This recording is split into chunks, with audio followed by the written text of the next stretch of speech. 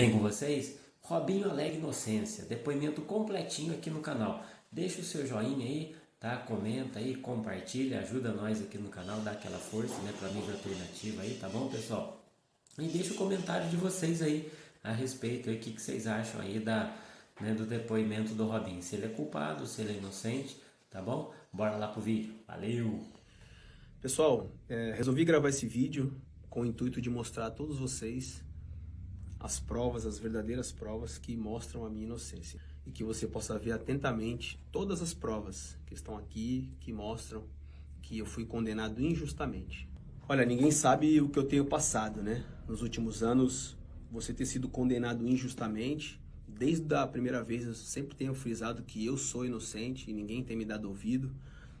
Você ter as provas, você querer falar e você não poder falar. Eu sempre fui instruído aos meus advogados a não falar nada. Ninguém sabe quantas vezes eu já chorei, quantas vezes a minha família já passou por dificuldades. Nós temos filhos, nossos filhos vão à escola, minha esposa anda como qualquer ser humano normal. E você ser acusado de algo tão grave, injustamente, ninguém sabe o que eu estou passando. Desde o começo, gostaria de falar a verdade, gostaria de mostrar toda a verdade que prova a minha inocência e eu nunca pude. Então, a minha esperança é que aqui no Brasil eu possa ter o direito de me defender. Para você que é jornalista, que é um jornalista sério e que quer mostrar a verdade, não algo tendencioso, as verdades estão aqui para quem quiser ver, jornalista, advogado, não tem problema nenhum com isso, né? Igual aquele velho ditado, quem não deve não teme. Mas em determinado momento eu pensei que eu estivesse num filme, de você estar sendo condenado por algo que você não fez. Você tem as provas que mostram isso, você quer mostrar a sua verdade, você também não pode falar, porque estava em segredo de justiça, mas agora eu estou falando. Então a minha esperança é que a justiça seja feita e que todos possam ver a minha inocência. Olha, para todos aqueles que me acompanham desde criança, que se algum dia eu fui uma inspiração dentro do futebol para alguém, aí estão as provas que eu jamais cometi um crime. Sempre procurei dar um bom exemplo para vocês. Obviamente que já cometi os meus erros e hoje sou outra pessoa, mas jamais eu cometi um crime. Aqui estão as provas.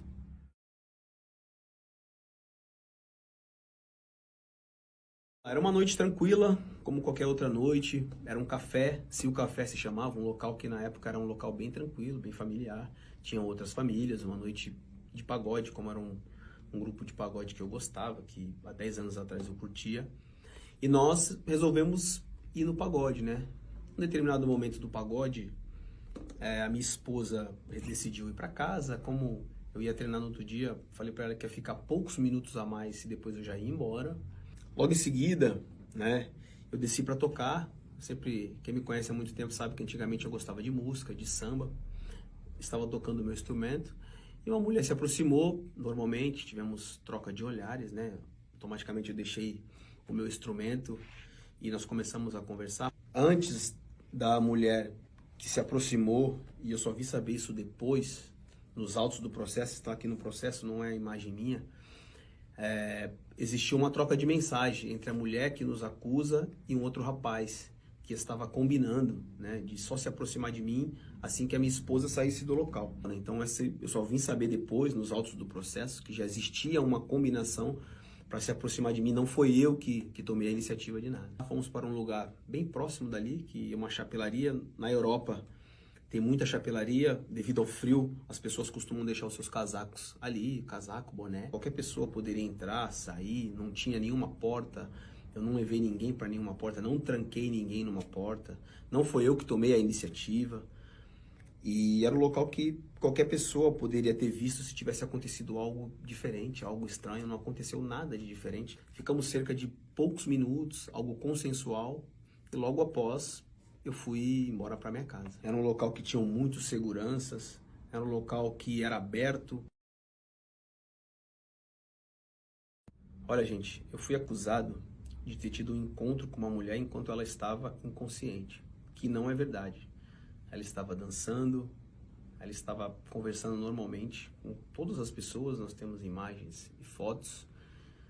Ela conscientemente foi comigo e teve um encontro rápido e superficial. Até hoje, o que as pessoas pensam é que quando eu tive um encontro com ela, ela estava desacordada, ela estava no chão, ela estava inconsciente. Não foi nada disso, não foi nada disso. Ela estava totalmente em pé, consciente, dançando, rindo, se divertindo como qualquer outra pessoa faz em uma discoteca num dia normal. Não teve nada disso e as imagens mostram isso, né? Não foi nada de violência, ninguém abusou, não peguei nenhuma garota à força, nunca faria isso na minha vida. O local tinha outras pessoas próximas, outras pessoas que poderiam ouvir se ela tivesse gritado, dito para, não, alguma coisa. Isso nunca aconteceu.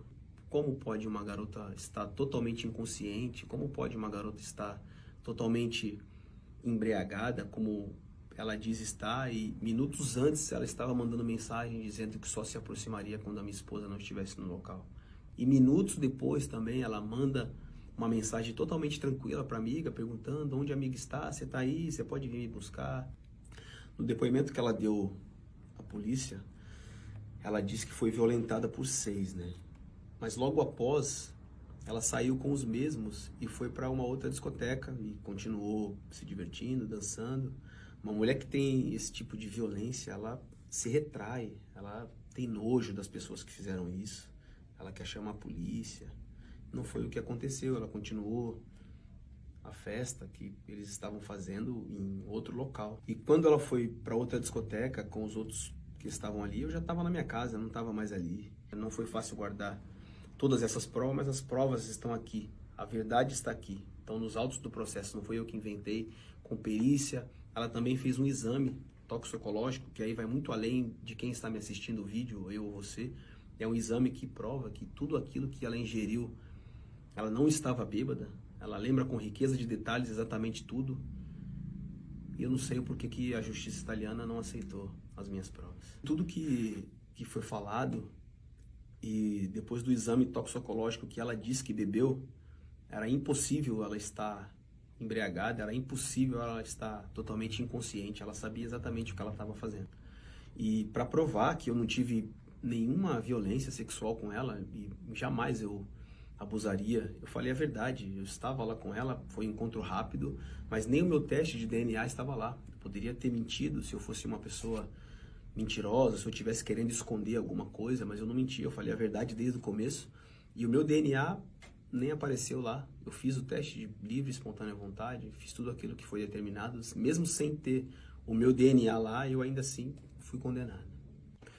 No depoimento que ela deu à polícia, ela lembra da cor da camisa, ela lembra quantas pessoas estavam com ela lembra da marca do carro, ela lembra que ela tinha que voltar para buscar uma bolsa.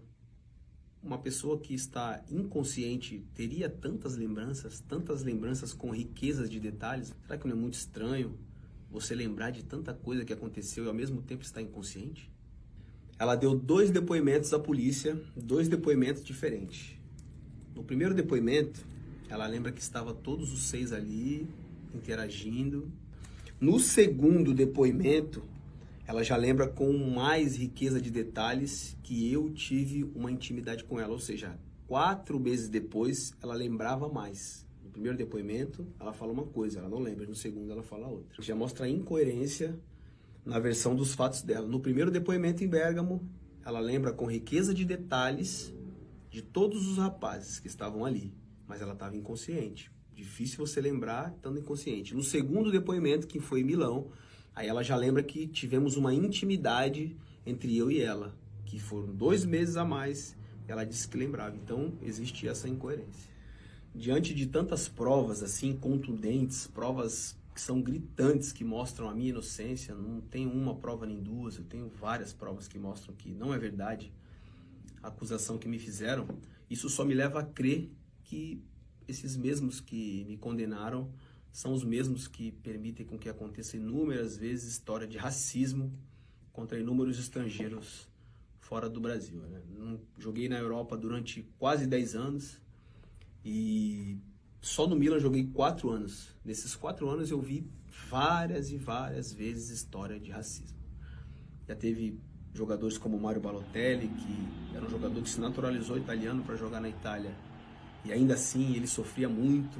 Ninguém me contou isso. Muitas vezes eu tentei acalmá-lo porque ele estava chorando no vestiário. E a quantidade de vezes que eu falei, Mário, tranquilo, esquece isso, vamos jogar futebol.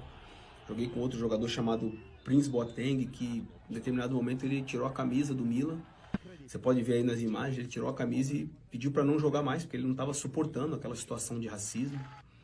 Então, esses mesmos que não fazem nada, que não tomam nenhuma providência sobre racismo, são os mesmos que me julgaram, que não dão nenhuma voz para um negro que está tentando se defender, que tem provas aqui, provas cabíveis, que está tentando provar sua inocência, mas que eles não dão voz. Eu tenho absoluta certeza que se fosse com um europeu, que se fosse com um branco, com certeza o meu julgamento teria sido totalmente diferente.